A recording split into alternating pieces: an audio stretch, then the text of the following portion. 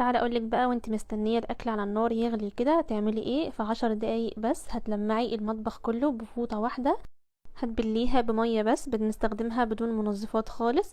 هنلمع بيها اي حاجه بقى بتبصم في المطبخ عندك، اذا كان رخامه، اجهزه كهربائيه، بقى راديو بقى محطوط في المطبخ او التلاجة او الميكرويفين. بقى الرخامه حرفيا بتلمع لكم بدون منظفات وسعرها حلو جدا.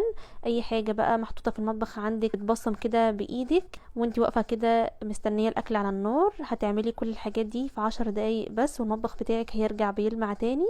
شايفين انا برضو لمعت بيها كده الاير فراير، ولمعت بيها الراديو، ولمعت بيها الفوم اللي انا لازقاه على الحيطه.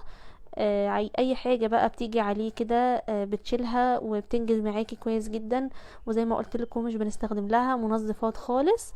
الميكرويف كمان لمعت بيه الطبق ولمعت بيه الميكرويف من بره ومن جوه.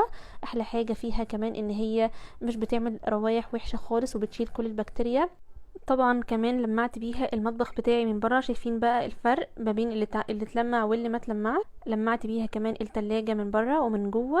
شايفين في 10 دقايق بس المطبخ بتاعي رجع تاني جديد. بيجي معاها كمان صابونة علشان تنضفي الفوطة وترجع تاني جديدة، وكل ده والاكل لسه على النار. هسيب لكم الاكونت اللي جبت منه الفوطة تحت الفيديو.